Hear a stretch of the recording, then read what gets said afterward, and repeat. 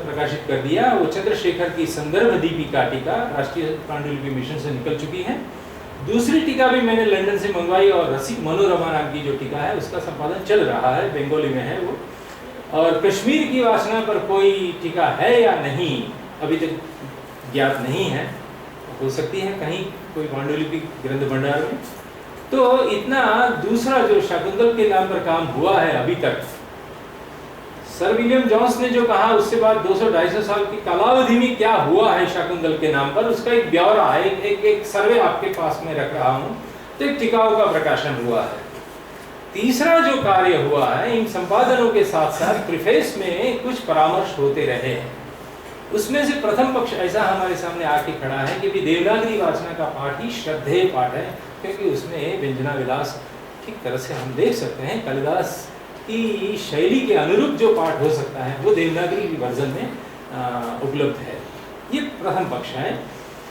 द्वितीय पक्ष जो है वो बंगाली वाचना का पाठ ही श्रद्धेय है, मौलिक है, ऐसा कहने वाले दिलीप कुमार कांजीलाल जी और रिचर्ड मिशेल जी। तृतीय पक्ष एस.के. बेलवलकर जी ने रखा है। वो कहते हैं कि कश्मीरी वाचना का पाठ ही मौलिक पाठ हो सकता है। उसमें मैंने जोड़ा है कि मौलिक का दावा न करे, वो सबसे ओल्डेस्ट हो सकता है, ये मेरा मत है। चतुर्थ पक्ष ये है कि मैथिली वाचना का स्वतंत्र अस्तित्व नहीं है, वे वी राघवन जी ने बताया है। उसमें मैंने एक नई बात इस वर्ष के कालिदास समारोह में जोड़ी है कि ये मैथिली वाचना चंद्रगुप्त द्वितीय के समय में यानी 4वीं शताब्दी में वो संस्करण बनाया गया है। उसका क्या आधार है मैं अभी कहने वाला हूँ। तो संपादन विषयक जो मतांतर हमारे सामने आके खड़े हैं उनमें गुजरात के मूर्धन्य और first all India oriental conference में B.K. ठाकुर, बलवंत राय कल्याण राय ठाकुर, हमारे सोनेट का गुजरात के, वो महाशय ने 1912 में फर्स्ट AIOC हुई थी और बेलवलकर जी का आर्टिकल शुरू होते 1923 के बाद फर्स्ट उन्होंने, और दिलीप कुमार कांजीलाल ने भी लिखा है कि पूरे विश्व में विज्ञान शाकुंतल की पाठालोचना होनी चाहिए कहने वाले पहले गुजराती थे ब.क. हम प्रेम से उनको ब.क. बोलते हैं, बलवंत राय कल्याण राय ठाकुर। उनको सैल्यूट करते हुए उन्होंने ये शब्द रखा है सिलेक्टिव प्रिंसिपल की बात, जिसको मॉडर्न टेक्स्ट क्रिटिसिज्म में इक्लेक्टिक प्रिंसिपल्स कहे जाते हैं। उस इक्लेक्टिक प्रिंसिपल्स पर संपादन करना चाहिए। कोई लोग कहते हैं, कोई संपादक कहते हैं कि मेजॉरिटी ऑफ द मैन्युस्क्रिप्ट देखनी चाहिए, यानी बहुसंख्यक पांडुलिपियों में जो समान रूप से मिलने वाला पाठ है उसका चयन करके, उसका संदोहन करके पाठ संपादन करना चाहिए। ये दूसरा एक अभिगम है। तीसरा है कि ओल्डेस्ट मैन्युस्क्रिप्ट में क्या है, तो जैसे दिलीप कुमार कांजीलाल जी कहते हैं कि निवारी वाली जो 340 नंबर की एशियाटिक सोसाइटी में कोलकाता में पड़ी है, निवारी लिपि में लिखी हुई, वो सबसे पुरानी पांडुलिपि है, उसके आधार पर पाठ संपादन होना चाहिए। और कोई कहते हैं कि प्राचीनतम वाचना जो हो उसका पाठ होना चाहिए। ये मतांतर है, हम किसी पर रुकना नहीं चाहते। ये ऐसा है, ये वैसा है, ऐसा बोल के रुक जाते हैं। मतांतरों में पूर्वाग्रह है या कुछ प्रेजुडिस मुझे दिख रहे हैं, तो अमुक पाठांतर ही सही हो सकता है या मौलिक हो सकता है और दूसरे सभी पाठांतर अग्राह्य है, कल्पित है या गलत है। ऐसे अभिप्रायों को व्यक्त करने से हमें रुकना चाहिए, क्योंकि उसमें प्रायः पूर्वाग्रह एवं आत्मलक्षिता हो सकती है, सब्जेक्टिविटी अंदर आ जाती है। ये सब्जेक्टिविटी का कॉन्सेप्ट मेरे दिमाग में डालने वाले प्रोफेसर नंदी जी थे। 2000 वर्षों की काल यात्रा काट कर यह नाटक हम तक पहुंचा है। ये मेरी जो साधना चल रही है ना, उसमें नांदी साहब का न होना मुझे दुखी करता है, क्योंकि कभी कभी वो इतने हार्श वचन में कुछ बोल देते थे लेकिन तर्कपूर्ण बोलते थे। अन्यथा चिंतन की मुझे आवश्यकता लगती है। तो डीके दिलीप कुमार कांजीलाल ने तो बोल दिया, इस नाटक का केवल स्केलेटोन बच गया है, everything is change except the skeleton, ये उनका शब्द है। लेकिन तुलनात्मक अभ्यास के साथ साथ किसमें क्या पाठ है, किसमें क्या है, ऐसा कंपैरेटिव स्टडी केवल न करते हुए उसके साथ साथ एक हिस्टोरिकल पर्सपेक्टिव से भी देखना चाहिए। तो ऐतिहासिक दृष्टि से परिवर्तन क्रम भी गवेषणीय है। किस क्रम में ये पाठ बदलता रहा है, ये ऐतिहासिक दृष्टिकोण मैंने दाखिल कर दिया है। पूरी शोध के अंदर विविध वाचनाओं का केवल कंपैरेटिव स्टडी नहीं, लेकिन उसमें हिस्टोरिकल एक पर्सपेक्टिव डाल के मैंने सोचना शुरू किया है, और उनमें से कुछ प्रमाण मिल भी गए मुझे। तो कवि प्रणीत पाठ ही केवल प्रतिलिपिकरण से संचरित हुआ है, ऐसा मानने में एकदेशीय चिंतन दिख रहा है। इस विश्व में प्रायः मुझे ऐसा लगता है, मैं गलत हो सकता हूँ, करेक्शन के लिए तैयार भी हूँ, लेकिन हम लोग ऐसा सोच के चलते हैं कि इस नाटक की जो पांडुलिपियाँ चल के आ रही हैं वो कवि प्रणीत पाठ की प्रतिलेखन परंपरा में आ रही हैं। हमने कभी मंचन की भी कोई टेक्स्ट हो सकती है, मंचन की भी प्रतिलिपियाँ होती हुई हम तक आई होगी, इस दिशा में शायद सोचा नहीं। कोई बोलते रहते हैं, लेकिन सोचा है या आर्टिकल कोई लिखा है, ऐसा मेरे देखने में नहीं आया है अब तक। इन सब विभिन्न पाठ परंपराओं में मंचन लक्षी विभेद हो सकते हैं। अभी तक प्रदेश भेद या लिपि भेद से वाचना भेद सोचा गया है। ये बंगाली है, ये मैथिली है, ये दाक्षिणात्य पाठ है। उसका मतलब ये होता है कि हम प्रदेश के अनुसार उसका विभाजन कर रहे हैं या लिपि के नाम पर बोलते हैं। लेकिन श्लोकों के पाठों का सर्वांगीण अभ्यास भी अभी करना बाकी है। मंचन लक्षी भेदोपभेद का स्वतंत्र अभ्यास अपेक्षित है। नाटक कहने के लिए ही एक कर्तृक रचना होती है, कहने के लिए। आद्य क्षण में कालिदास प्रणीत अभिज्ञान शाकुंतलम हो सकता है, फर्स्ट सेकंड, लेकिन ज्यों ही वो किसी नटमंडली के हाथ में चली जाती है वही टेक्स्ट वो मल्टी ऑथरशिप वाली बन जाती है, अनेक कर्तृक रचना का स्वरूप धारण कर लेती हैं, जो हाल रामायण महाभारत अष्टादश पुराण आयुर्वेद नाट्यशास्त्र का हुआ है। वो कहने के लिए भरत मुनि की रचना है, लेकिन जैसे जैसे कालचक्र आगे बढ़ता है, सभी प्रांत के सभी नट मंडली वाले कुछ न कुछ उसमें जोड़ते हैं। तो जो हाल रामायण महाभारत का है वो आयुर्वेद का सब सुश्रुत और चरक के नाम पर लगाया जाता है, सब भरत के नाम पर लगाया जाता है। उसी तरह से कालिदास के इस शाकुंतल नाटक में भी हुआ है। वो प्रथम क्षण में ही एक कर्तृक रचना है, कालांतर में वो अनेक कर्तृक बन गई है। अब मंचन लक्षी एक संदर्भ का अभिज्ञान मैंने विद्वत जगत के सामने रखा है लास्ट कालिदास समारोह में।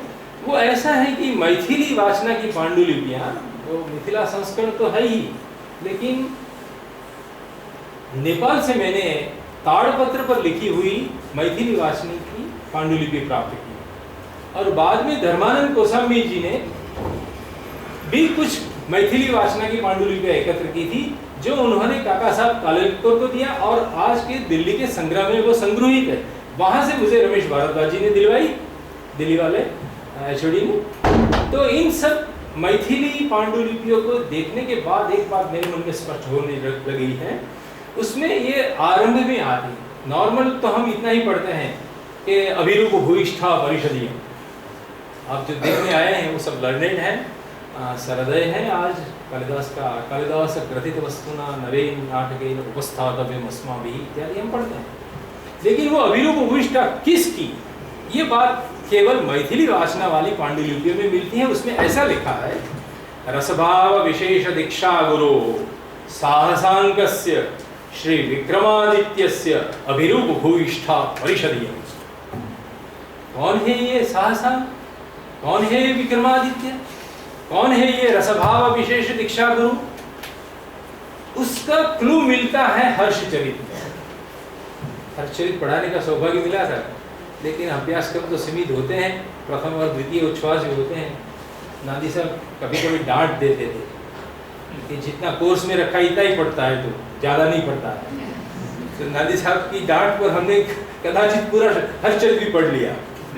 उस समय का एक संस्कार था मन में। तो तृतीय उच्छ्वास के अंत भाग में बाण भट्ट ने 12 राजाओं की एक यादी दी है कि इतने इतने राजा किस किस दोष से मर गए या मारे गए, क्या विपत्ति आ सकती है राजकार्य। उसमें ऐसा लिखा है, अरिपूरे च परकलत्र कामुकम कामिनी वेश गुप्तश्च चंद्रगुप्तः शकपतिम अशादय। और उस पर टीकाकार शंकर ने लिखा है, शकाधिपति चंद्रगुप्तस्य भ्रातृजायां ध्रुवदेवीं प्रार्थयमानः चंद्रगुप्तेन ध्रुवदेवी वेशधारिणा स्त्रीजन परिवृतेन व्यापादितः। समुद्रगुप्त, जिसको पराक्रमांग कहते हैं थे, उसका पुत्र, पहला ज्येष्ठ पुत्र रामगुप्त, वो रामगुप्त शक राजाओं के सामने हार गया। राज बचाने की लालच में उसने बोल दिया कि मेरी वाइफ तुझे दे देता हूँ, राज वापस दे दे। सौदा किया उसने, अपनी मिसेस को दे देने की बात सोची गई। अब ये छोटे भाई चंद्रगुप्त द्वितीय को पसंद नहीं थी कि ये हमारे घर की किसी मिसेस को ऐसे कैसे दिया जा सकता है, वो विदेशी शकुपति को। तो उन्होंने खुद ने ध्रुव देवी का ड्रेस धारण किया, 4-5 अपने पर्सनल सैनिकों को भी लेडीज ड्रेस में रख दिए। सबको कैसे स्त्री भाषा में बोला जाता है, ये रसभाव विशेष दीक्षा गुरु क्यों है? एक पुरुष को स्त्री का अभिनय करके किसी के घर में जाना सामने से चलकर, तो उसमें बड़ी सावधानी बरतनी है, क्योंकि थोड़ा भी पकड़ा गया तो मारा गया, एक क्षण में उसका वध ही होगा, there is no second option. लेकिन वो सफलतापूर्वक कर पाया, घर आकर अपने बड़े भाई को मार दिया रामदूत को, और शासन धुरा हाथ में ले ली और उसकी वाइफ के साथ भी ब्याह कर लिया। वो साहसांग कहला। उसके पिता का नाम था पराक्रमान। उसने ये साहस जुटाया कि दुश्मन के घर में जाकर दुश्मन को मार दिया, स्त्री वेश में जाकर, जो अफजल खान के साथ शिवाजी ने किया। इतिहास में ऐसी घटनाएं हुई है, बाद में भी हुई है। तो और बाद में वो बिहार से उज्जैन तक अपना राज्य विस्तृत किया। वहां पर आने के बाद उसने विक्रमादित्य नाम का बिरुद धारण किया।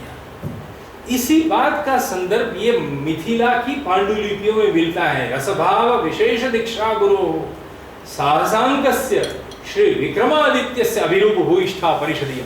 यानी कहना ये चाहता हूं कि प्रथम शताब्दी में या ईसा पूर्व प्रथम शताब्दी में कालिदास ने जो नाटक लिखा था, जिसका एक धारा चली आ रही है शारदा पांडुलिपि में, उसी का 4th सेंचुरी में नव संस्करण करके मिथिला के पाठ शोधकों ने नए श्रृंगारिक श्लोक दाखिल करके उस नाटक का मंचन किया था। ये मंचन का संदर्भ है, मैथिली वाचना में प्रकट रूप से मिलता है। बाद वालों जो लहिया थे, लिपिकार थे, उन लोगों ने बीच में ऐसे साहसांग शब्द को हटा दिया, और विक्रमादि मूल वाला है, नवरत्नों में से एक कालिदास था, इसीलिए वो गड़बड़ी शुरू हो गई। तो ये भी एक बात है कि अब हम जो हिस्ट्री ऑफ संस्कृत लिटरेचर में पढ़ा करते हैं कि कालिदास के विषय में उसके समय के 2 ही मत हैं, या तो गुप्त काल में हुए हैं या वो ईसा पूर्व में है। तो शुंग वंश में पुष्यमित्र और उसका पुत्र अग्निमित्र, मालविका अग्निमित्र, उसके संदर्भ में लिखा गया। तो हम 2 मत है ऐसा पढ़ा के रुक जाते हैं। लेकिन आज के बाद मैं ऐसा सोचता हूँ कि ये मत निरस्त कर देना चाहिए। गुप्त वंश में कालिदास हुए नहीं है। कालिदास गुप्त वंश में क्या हुआ, उसके नाटक का नव संस्करण हुआ। ये मत अभी से शुरू होना चाहिए। ये आप उस पर सोचिए और दोबारा उस पर बहस हो सकती है। तो यह बात इस बात की गवाह है कि चंद्रगुप्त द्वितीय के समय में पाटलिपुत्र में इस नाटक के संशोधित परिवर्तित पाठ का मंचन हुआ था। उसका ये स्वरूप भी है पराक्रमांग, और उसके बाद उसका पुत्र को साहसांग बोला गया। अब जो पाठ वैविध्य का माहौल है, हमारे लिए जो गड़बड़ी का विषय है, उसका क्या गंभीर स्वरूप है। यदि शाकुंतल में कोई रिसर्च करना आप चाहते हैं तो किससे आपको जुटना पड़ेगा। देखिए, आप पात्र सृष्टि के पाठ भेदों का व्याप शीर्षक से लेकर भरत वाक्य पर्यंत सुव्याप्त है। कोई सेंटेंस ऐसा नहीं है जहां आपको पाठ भेद नहीं मिलेगा। जो लोकप्रिय नाटक होता है उसका एक दुर्भाग्य भी होता है। अत्यंत लोकप्रिय होने के कारण सभी लोगों ने उसकी कॉपी बनाई, सभी लोगों ने उसका मंचन किया, सभी ने अपना दिमाग लगाया, अपनी रुचि अरुचि के अनुसार उसमें परिवर्तन शुरू किए। तो कहां से आरंभ होता है पाठ भेदों का आरंभ? शीर्षक से लेकर भरत वाक्य पर्यंत। एक वाक्य उसमें सुरक्षित नहीं है। तो पात्र सृष्टि के नाम में दुष्यंत, हीरो का नाम दुष्यंत भी है, मैथिली में दुष्मंत है, दुष्वंत भी है, दुष्यंत भी है। 4-5 प्रकार की वैरायटी आपको मिल सकती है, और उदाहरण नहीं दूंगा, अधिक नहीं, मैं बहुत कुछ बोल सकता हूँ, लेकिन एक नाम से हम संतोष करेंगे। श्लोकों में प्रक्षेप है या कोई श्लोक नहीं मिलता है, संक्षेप हुआ है, शब्द पर्यंत कोई पाठभेद सीमित है, कोई वाक्य पर्यंत है, कोई पाद पर्यंत है, गद्य संवादों में काकू भेद हो गए हैं, उक्ति क्रम में विभेद मिलता है, आगे पीछे कुछ डायलॉग हो गए हैं, नवीन दृश्य योजना दिखाई पड़ती है, या दृश्यावली के क्रम में आगे पीछे हो गया है। प्राकृत भाषा का स्वरूप मूलतः तो शौरसेनी का विधान है। भारत में आज जो उपलब्ध होता है वो तो महाराष्ट्रीय प्राकृत में सब चल रहा है।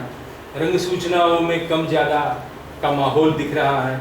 पात्र सृष्टि के नामों में सूचित वेशभूषा में परिवर्तन, ऐसे नाम है जिसके आधार पर उसका ड्रेसिंग फिक्स होता है।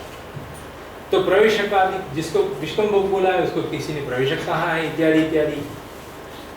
अंकों के नामकरण किसी ने कर दिए है कि श्रृंगार भोगो नाम तृतीयों का समाप्त है, आखेटक नाम उसी का नाम, वनानुगमन द्वितीय अंक के लिए।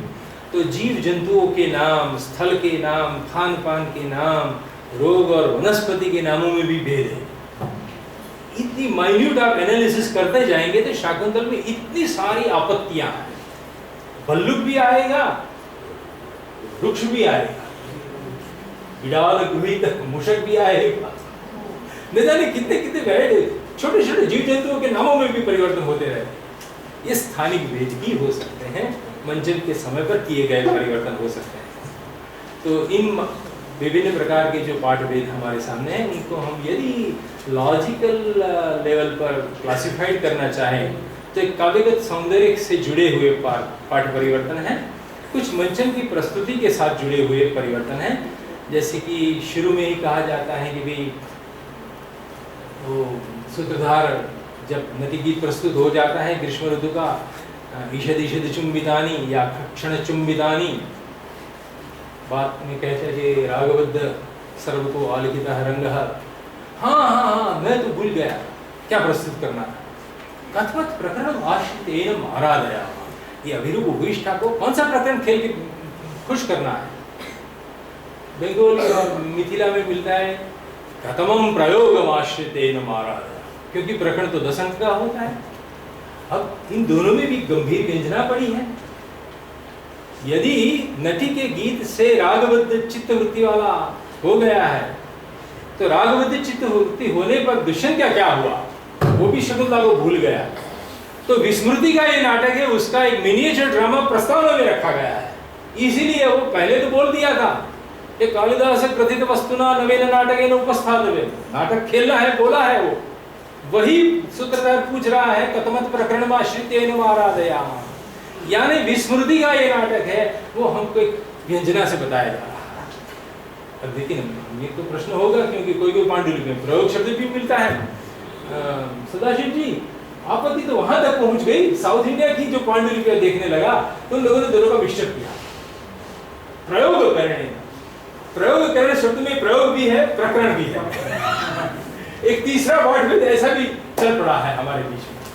कालिदास ने क्या लिखा, कालिदास जीवित होते तो हम घर जाते तो बताइए साहब आपने क्या लिखा है, लेकिन हमारे बीच में है ही। प्रकरण लिखा था, प्रयोग लिखा, या प्रयोग करने हॉरिबल सिचुएशन है। हम बेसहाय है, बेचारे हैं। कालिदास के नहीं होने से क्या हो रहा है। नकलू नकलू बाण वाला अद्भुत श्लोक, लेकिन राघव भट्ट उस पर कमेंट्री नहीं लिखते हैं, उनका होगा या नहीं शंका का विषय बन जाता है। ऐसे ऐसे करके आप देख सकते हैं कि इतने सारे प्रकार के वैरायटी आपको इन पांडुलिपियों में देखने को मिलती हैं। नाटक का त्रिविध स्वरूप और उसका आकलन भी समय समय पर बदलता रहा है। इस नाटक का परसेप्शन बदलता रहा है। जब विदेशों में उसका अनुवाद हुआ तो किसी ने द फैटल रिंग, किसी ने recovered ring, the lost ring, अंगूठी की समस्या है इस नाटक में। ये विदेशी जो रसिक थे उन लोगों ने देखा कि इस नाटक में जो खेल कर रही है वो ये अंगूठी है, अंगूठी के कारण बड़ा खेल हो रहा है। उन लोगों का परसेप्शन इस तरह से चला। हमारे वहां क्या हुआ, तो बृहद पाठ परंपरा में, शारदा पाठ परंपरा में उसका नाम मिलता है अभिज्ञान शकुंतला।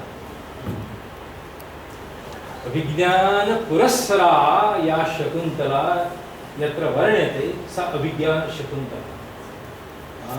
ताम अधिकृत कुलम और लुभाख्यायिका बहुलम से वो स्त्रीत्व सुरक्षित रहेगा। प्रथम अंक से सप्तम अंक तक जाइए आप, आदि से अंत तक जिससे जब भी शकुंतला को प्राप्त करता है उसका अभिज्ञान कोई न कोई स्वरूप से प्राप्त करता है, मांगता है।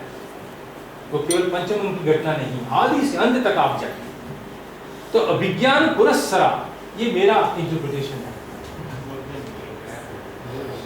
सातों अंक में आप देख लीजिए अभिज्ञान शकुंतलम, क्योंकि वो व्याकरण की गड़बड़ी शुरू होगी कि अभिज्ञान स्मृता शकुंतला, मध्यम पद लोग की समास कर लेंगे, स्मृत शब्द का लोप करेंगे और अभिज्ञान शकुंतला काम अधिकृत करेंगे, तो अभिज्ञान शकुंतलम होना चाहिए, आदि स्वर वृद्धि होनी चाहिए तद्धित में। लेकिन ऐसा तो मिलता नहीं किसी पांडुलिपि में, तो बंगाली और मैथिली वर्जन में अभिज्ञान शकुंतलम रख दिया, स्त्रीत्व हटा दिया अधिकृत कृत्य ग्रंथ से। उसमें शकुंतला पर फोकस है, वो आकलन है, अभिज्ञान से स्मृत शकुंतला। लेकिन इसी क्षण पर मुझे रविंद्रनाथ टैगोर जी को याद कर लेना चाहिए। उन्होंने बोल दिया कि मुझे पक्की गुजराती में मैंने पक्की खातरी से, आई एम श्योर कि षष्ठम अंक में धीवर प्रसंग में अंगूठी पुनः प्राप्त हो जाने के बाद पश्चिम का यदि नाट्यकार होता तो पर्दा गिरा देता। दुष्यंत अफसोस में, सदाकाल के लिए अफसोस में, प्रायश्चित में, पश्चाताप में गिर गए। ट्रेजेडी लाने के लिए उन लोगों के लिए ट्रेजेडी महत्वपूर्ण है। तो अभिज्ञानी में स्मृता शकुंतला कहने से उसका एंड कुछ और होना चाहिए, ऐसी भी एक सोच हमारे कविंद्र रविंद्रनाथ ने दी है। तो इस तरह का परसेप्शन बंगाल में और मिथिला में रहा होगा। लेकिन हम जब आते हैं लघुपाठ परंपरा में, नाटक का कलेवर कम हो जाता है और उसमें सम्मिश्रित है, ऐसा मेरा मानना है। दाक्षिणात्य परंपरा आती है जिसमें संक्षेप किया गया नाटक में, और अंततोगत्वा देवनागरी वर्जन जो आज हम पढ़ा रहे हैं वो सबसे अंत में आया हुआ पाठ है और वो संक्षिप्त तर भी है। मुझे लगता है कि उसका जो स्टिमा कॉडिकम बनाना चाहिए कि पाठ कैसे हम तक पहुंचा, उसका कोई वंशवृक्ष होना चाहिए। तो इस क्रम में आज वो हमारे पास पहुंचा है। कालिदास ने जो प्रथम शताब्दी पूर्व में लिखा होगा, जिसको हम पूर्ण टेक्स्ट कहेंगे, कालिदास कवि प्रणीत स्वहस्तलेख ऑटोग्राफ जो होगा वो वहां से बात शुरू हुई है। उसका पहले किसी ने प्रथम प्रतिलिपि बनाई होगी जिसको मूलादर्श प्रति हम कहते हैं, आर्चिटाइप कहते हैं। बिलवलकर जी साहब कहते हैं कि भुर्जपत्र वाली जो पांडुलिपि है वो उनको आर्चिटाइप मानते हैं, मैं नहीं मानता, लेकिन उन्होंने घोषित की है उसको आर्चिटाइप के रूप में। लेकिन दुर्भाग्य 60 साल उनके घर में रही वो, कंप्लेन है, आई एम सॉरी, लेकिन कंप्लेन के पीछे उनकी कुछ चाहत भी रही होगी कि मैं कुछ इसका संपादन करूं, नहीं कर पाए। ठीक, मुझे लगता है कि ये कश्मीरी पाठ दूसरी तीसरी शताब्दी में आकारित होने लगा है, क्योंकि जब हम ये रसभाव विशेष दीक्षा गुरु और साहसांग की बात कर रहे हैं, चौथी शताब्दी में चंद्रगुप्त द्वितीय के समय में मैथिली वाचना बनी है, तो शारदा को और पीछे ले जाना पड़ेगा। तो शारदा परंपरा, भले शारदा लिपि का प्रादुर्भाव सप्तम अष्टम शताब्दी में हुआ है, लेकिन उस पाठ का जो आकार होना शुरू हुआ होगा वो दूसरी तीसरी शताब्दी का हो सकता है।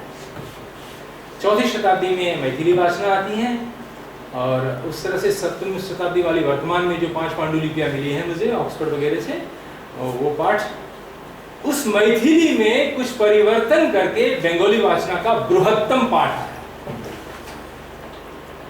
हाँ, बृहत्तम, और बृहत्तर था वो मैथिली वाचना का। अब इन दोनों में से कुछ अच्छे अच्छे अंश लेकर कुछ कटौती करके दाक्षिणात्य लोगों ने सम्मिश्रित एवं संक्षिप्त पाठ बनाया, जिस पर इतनी सारी टीकाएं लिखी गई, काटन भू घनश्याम श्रीनिवासाचार्य, अभिराम, ये सब साउथ इंडियन कमेंटेटर्स आते हैं। सबसे ज़्यादा कमेंट्री साउथ इंडिया में लिखी गई है, साउथ इंडियन रिसेंशन पर लिखी गई है। बाद में पुनः सम्मिश्रित की गई देवनागरी की वाचना में, और उसको और कटौती करके और छोटा किया गया पाठ। तो मुझे लगता है कि ये जो अभिज्ञान शकुंतला की पाठ यात्रा है, जर्नी ऑफ द टेक्स्ट, वो इस स्वरूप में हम आकारित करना चाहेंगे कि जो 0 पॉइंट पर खड़ा है वो महाकवि कालिदास का पाठ हो सकता है। उसमें कुछ प्रक्षेप हुए जो आज की कश्मीरी पांडुलिपियों में कुछ प्रक्षेप मिलते हैं, विरासत में मिले हुए हैं। वो पाठ है नंबर 1 वाला, येलो कलर।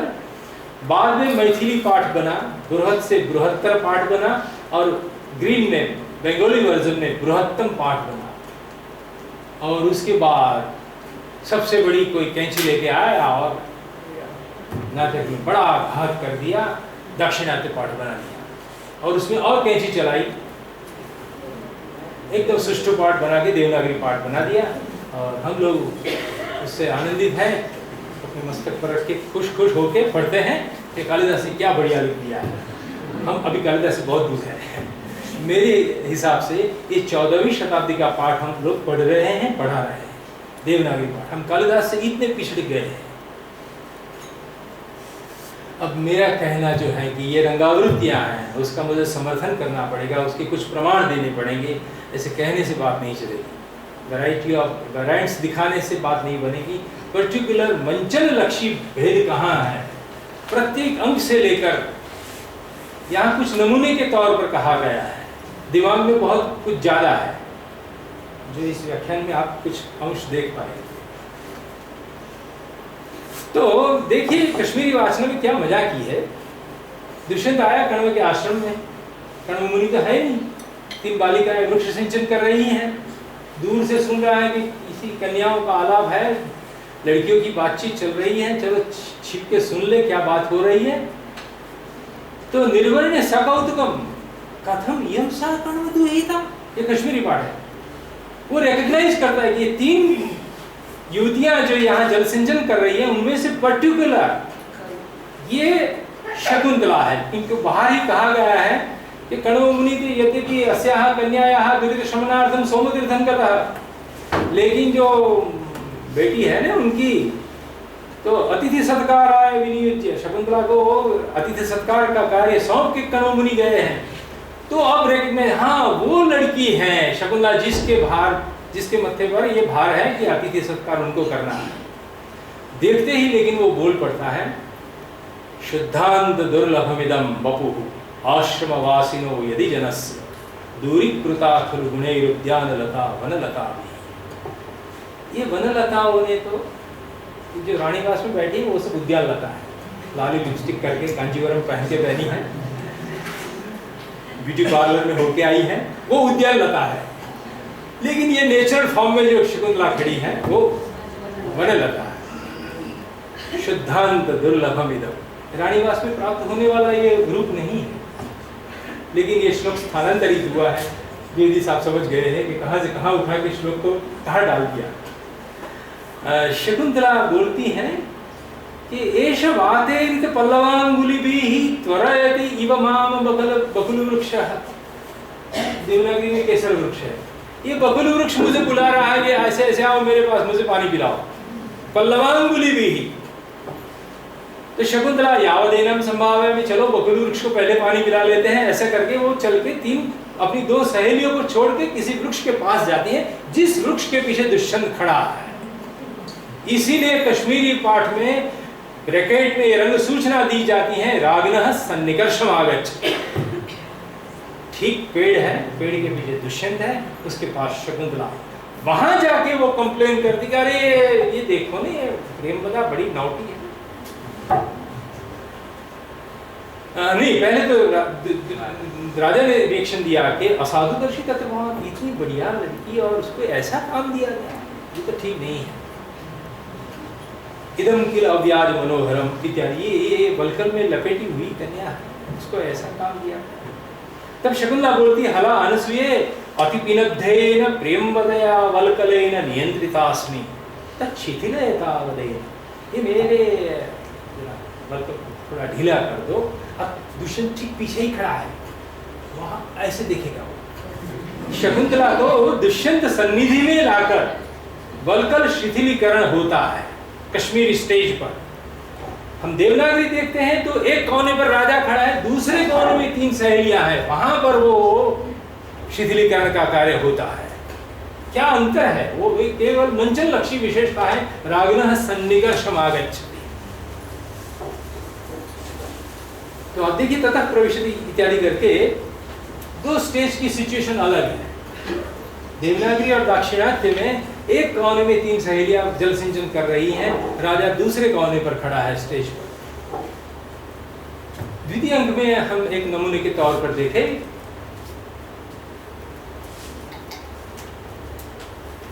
विदूषक बेचारा रोता धोता है कि ये राजा के साथ कैसे मैंने मैत्री कर ली।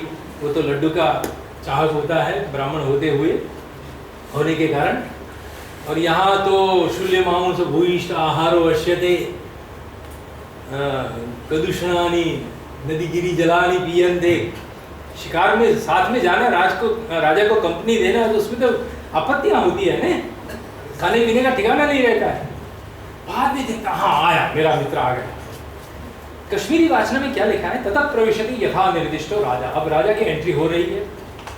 एष राजा बाणासन हस्ताभिः यवनिभिः परिवृतः वनपुष्पमालाधारी इत एव आगच्छति। राजा के शरीर में वन पुष्पों की माला है और आसपास में वो किससे घिरा है? यवनियों से। और यवनियों के हाथ में क्या है? बाणासन। राजा के लिए अलर्ट सिचुएशन में रहना पड़ेगा, सब धनुष बाण उठा के आ रही है, यवनिया से घिरा हुआ राजा। और राजा का ड्रेसिंग क्या है? केवल वन पुष्पमाला है। ये कश्मीरी पाठ। मैथिली और बंगाली रंगभूमि पर क्या हो गया? ततः प्रविशति यथा निर्दिष्टो राजा। अब विदूषक क्या बोलता है? उसको विदूषक डिस्क्राइब करता है। एषो बाणासन हस्तो, राजा के हाथ में बाणासन आ गया। हाँ, धनुष बाण किसने उठाया है? राजा ने उठाया है। एष बाणासन हस्तो हृदय निहित प्रियजनों, लेकिन मन में सोच रहा है शकुंतला की। वन पुष्पमालाधारी इदेव आगच्छति प्रियवत, यानी यवनिका यहाँ नहीं है, कोई यवनी साथ में लेडी एस्कॉर्ट नहीं है, अकेला राजा स्टेज पर आ गया। उसके हाथ में धनुष है, गले में वन पुष्पों की माला है। अब देवनागरी दाक्षिणात्य वालों ने क्या कर दिया? ततः प्रविशति यथा निर्दिष्ट परिवारो राजा एष बाणासन हस्ताभिः यवनिभिः वन पुष्पमाला धारिणीभिः। अब वन पुष्पमाला चली गई यवनियों के गले में, राजा किस ड्रेस में वो नहीं कहा गया। बाणासन भी उठाए हैं यवनियों ने और ये भी उठाया। आप देखिए ये जो पाठ भेद दिख रहे हैं वो मंचन लक्ष्य है। रंग सज्जा के साथ स्टेज का जो सेट बनाना पड़ेगा, उन लोगों का जो ड्रेसिंग करना पड़ेगा, उसके साथ उसका सीधा संबंध पड़ता है।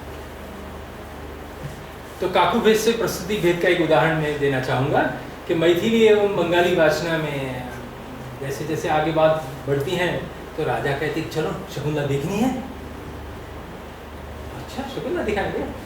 अरे अनवाप्त चक्षु फलोसी, भगवान ने आंखों दी है लेकिन तूने अभी तक देखने लायक चीज देखी नहीं है। रानी की वाव नहीं देखी तो क्या देखा? कुछ नहीं देखा। शकुंतला को देखनी चाहिए।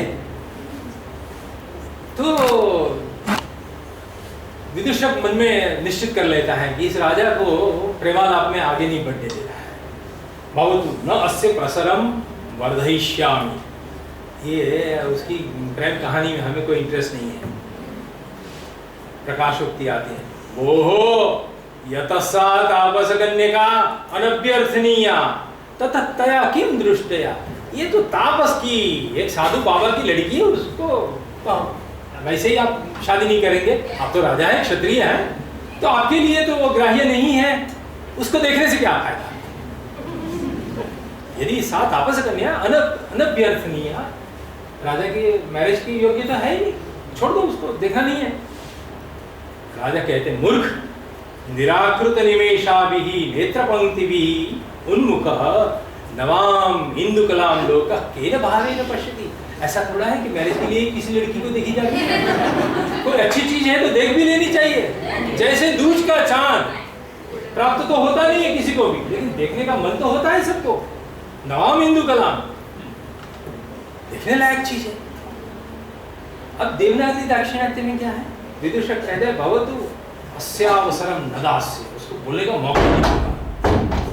वो वैस्य ये तापस करने का अभ्यर्थनीय दृश्य। मुझे लगता है कि अब तो रानीवास की रानियां को छोड़ के इस बाबा जी की लड़की में भी आपने मन बना लिया है।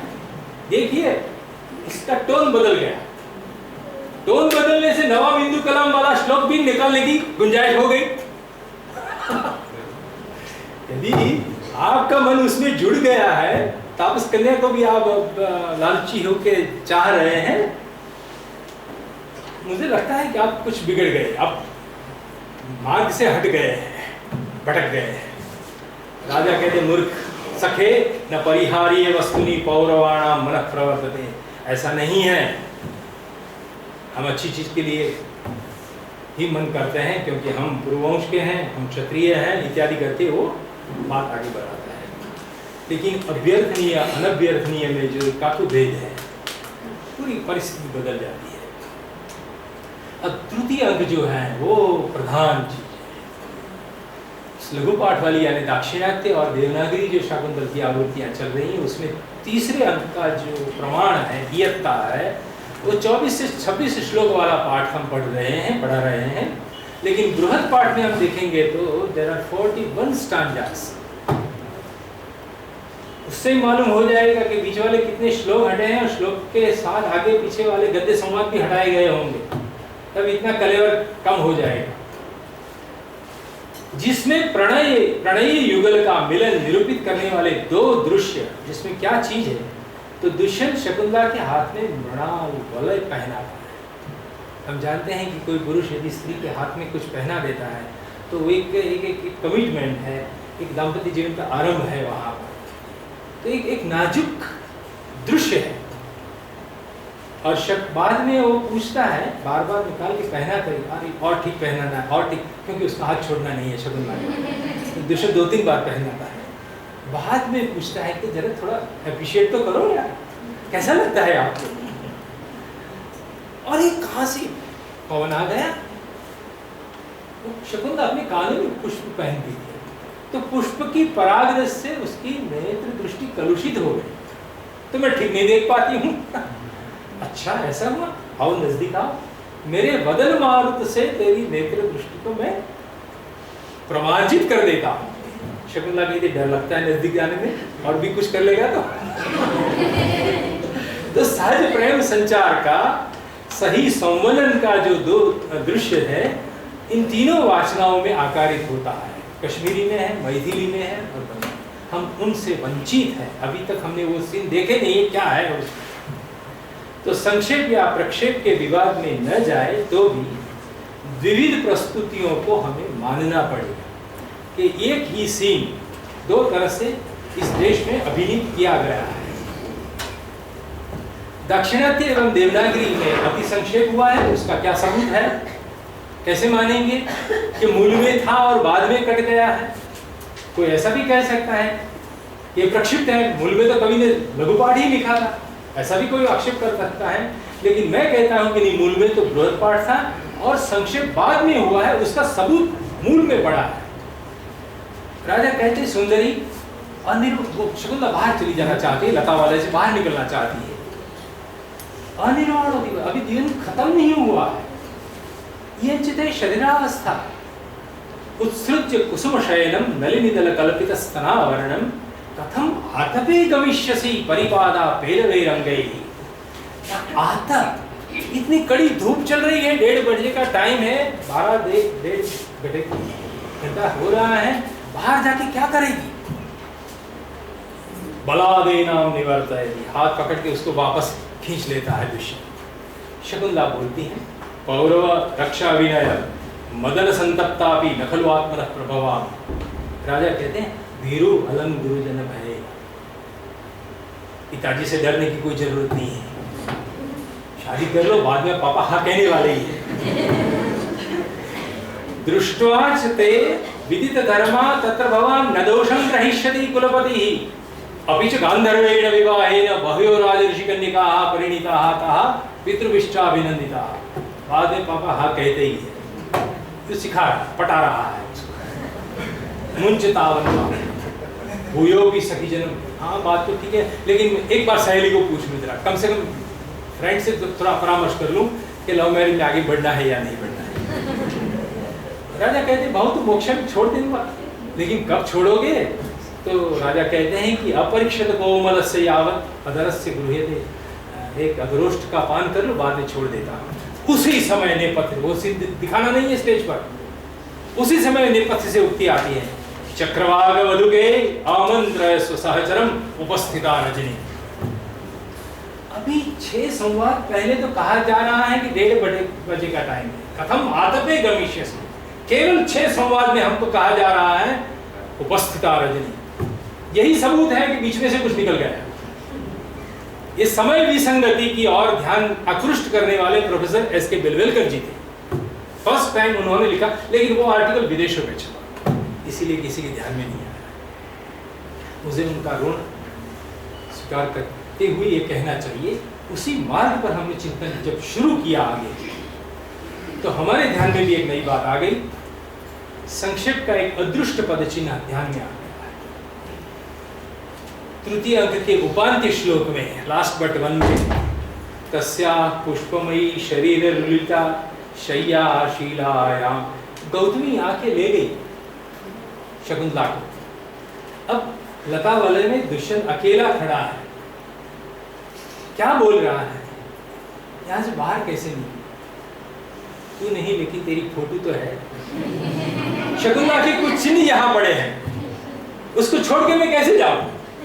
तस्याहा पुष्पमयी शय्या, शकुंतला जिस पर लेटी थी वो पुष्पों का बिछौना यहाँ है। क्लांतो, पाठांतर के रूप में, कांतो मनमथ लेख एष नलिनी पत्रे नखैरार्पिता, और शकुंतला ने अपने नाखून से लिखा हुआ तब न जाने हृदय वाला मदन ले, वो भी वहीं पर पड़ा है। तो तुम जब लेने आई तो उसको साथ के उठा के नहीं गई है, वो वहीं पर है। और हस्ता भ्रष्टमिदं विसाभरणमिति आसज्यमाने क्षणो निर्गंतुम सहसा नवेत सगृहात् छक्नोमि शून्यादपि। ये अब शून्य है, लता वाले में कोई नहीं, मेरी प्रिया नहीं, लेकिन उसके हाथ से गिरा हुआ वो विसाभरण मृणाल वाले जो उन्होंने पहनाया था, इन 3 चीज को छोड़ के मैं कैसे जाऊं? हम पाठक लोग, अभ्यासी लोग कभी सोचते नहीं है कि 2 का रेफरेंस तो नाटक में है। इस अंक का आरंभ होते ही कहा जा रहा है कि भी शिलापट्टम अधिशयाना कुसुमास्तरणी इयं शकुंतला, मदन ले लिखा है, वो प्रसंग भी है तीसरे अंक में, लेकिन ये विसाभरण कहाँ से आ गया, उसका तो कोई रेफरेंस मिलता ही नहीं देवनागरी और दाक्षिणात्य में। तो ये दूसरा सबूत बनता है कि उसमें से 2 प्रसंग जिसके बारे में मैंने बात कही, दुष्यंत ने उसके हाथों में जो पहनाया था मृणाल, उससे जुड़ा हुआ कोई प्रसंग था जो कट गया है। लेकिन चोर चोरी करता है ना, तो कितनी भी सावधानी न बरते, कुछ पद चिन्ह रह जाते हैं। तो कटौती करने वालों ने कटौती करके 2 दृश्य निकाल दिए, लेकिन ये श्लोक पर रह गया जो हमारे लिए एक साक्षी बन गया है।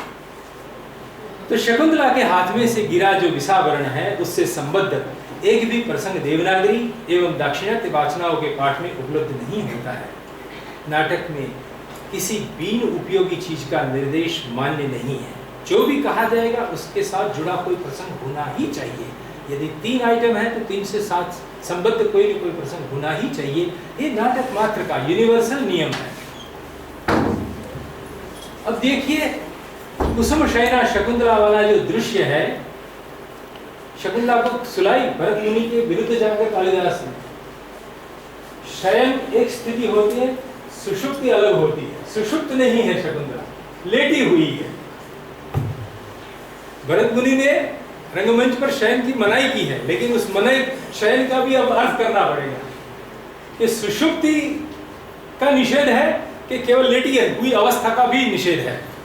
मुझे लगता है कि कालिदास ने उसका इंटरप्रिटेशन ऐसा किया है कि शकुंतला को सुलाई जा सकती है, मदनावस्था में है।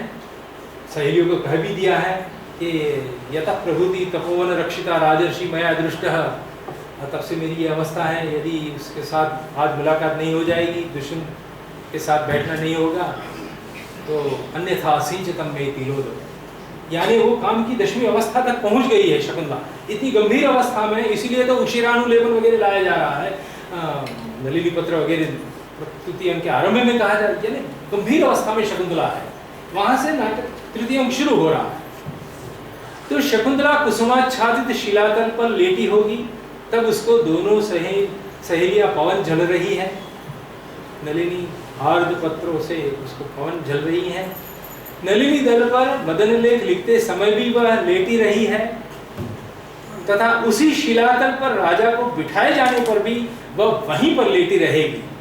दोनों सखिया के चले जाने के बाद मृगपोतक को इसकी माँ के पास ले जाने के लिए जब प्रेमवती अनसुईया चली जाती है, अब स्टेज पर नायक नायिका दो ही है, तब राजा उसको कहते हैं कि अब मैं सखी की भूमिका पर मैं हूँ, जो अब तक सहेलियां करती थी वो सेवा मैं करूंगा।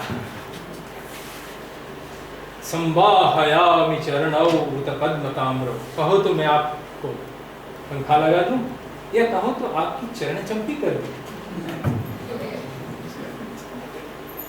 ये श्लोक बाद में ये सूचना आती है कश्मीरी में, अवस्था सदृशम उत्थाय प्रस्थिता, धीरे से हल्के से उठकर शकुंतला की, क्योंकि किसी पुरुष ने बोल दिया कि तेरी चरण चंपी में कर दूं, तो अवस्था सदृशम उत्थाय प्रस्थिता, जैसे रंग सूचना से वह उठकर चल पड़ती है। कवि ने सोची हुई दृश्य योजना यही हो सकती है, क्योंकि वो संवाहयामी वाला श्लोक कुछ कह रहा है। रंग कर्मियों के लिए इस कुसुम शयना का दृश्य चुनौती बन गया। क्या हुआ देखिए, दाक्षिणात्य और देवनागरी में विसंगतियां कैसी आ गई हैं, आप घर जाके जरा चेक कर लेना, मैं जो दिखा रहा हूं वो आपकी छपी हुई किताब में दिख पड़ेगा। नायिका से मदन लेख लिखवाते समय हमको कहा जा रहा है आसीना चिंतयति या उपविष्टा चिंतयति। अभी दुष्यंत आया नहीं है रंगमंच पर, केवल 3 सहेलियां हैं, लेकिन जब प्रपोज होता है प्रेमवती के द्वारा, एक लव लेटर लिख दो, मैं सुमनो गोपितम देवता प्रसाद शेषापदेशे उसके हाथ में पहुंचा दूंगी। सहेलियों ने एक युक्ति बना ली, लव लेटर लिख दो। लिखते समय उसको बिठाया गया, जो लेटी हुई शकुंतला थी उसको रंगमंच पर बिठा दिया। उपविष्टा चिंतयति, क्या लिखा है लव लेटर में, क्या लिखा है, कौन से शब्द रखे जाए। जैसे रंग सूचनाओं का प्रवेश हुआ, राजा को शिलातल पर बिठाकर तुरंत शकुंतला को सलज्जातिष्ठ, जब राजा आया जैसे उसने पढ़ के सुनाया, तब न जाने हृदय, तो वो एकदम दौड़ के आ जाता है, हम तो जल रहे हैं कहता हुआ दुष्यंत आ गया। दुष्यंत के आने पर सलज्जा तिष्ठति। अब देखिए रंगमंच पर शकुंतला खड़ी हो गई, ऐसा हमें देवनागरी और दाक्षिणात्य पाठ परंपरा वाले कह रहे हैं। सलज्जा तिष्ठति जैसी रंग सूचना से खड़ी की गई, लेकिन खड़ी हुई शकुंतला को उद्देश्य करके आगे चलकर जब दोनों सहेलियां चली जाती हैं और राजा कहते कि संवाहयामि चरणौ उत पद्मताम्रौ। अब सोचिए किसी लेडी हमारे सामने खड़ी है, हम बैठे बैठे कहते कि चलो आपकी चरण चंपी कर सकते हैं, ये संभव है? कितना अगली सीन होगा। पाद संवाहन करने की तत्परता दिखाने वाला नायक बैठा हुआ है और नायिका खड़ी है रंगमंच पर, और ऐसा कहने के बाद राजा के इस प्रस्ताव को सुनकर शकुंतला जब वहां से चलने लगती है तो वहां हमको रंग सूचना मिलती है उत्थाय गंतुम इच्छति। अरे खड़ी तो कर दी है आपने, अब कैसे बताते हैं उत्थाय गंतुम इच्छति।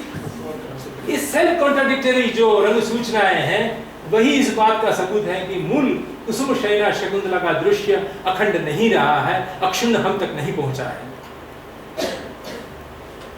अब मैथिली और बंगाली रंगभूमि पर क्या हुआ इसी दृश्य का? मुझे लगता है कि शाकुंतल के पाठ को बिगाड़ने में सबसे पहला कोई जिम्मेदार है तो कालिदास है। कालिदास ने मौका दे दिया, उसी के कारण ये सब गड़बड़ी शुरू हुई। हम क्यों लिपिकार को, क्यों रंगकर्मियों को दोषी कहें? सबसे पहले जिम्मेदार वो है, या हम डरपोक लोग हैं कि हम ऐसा सीन नहीं बना सकते।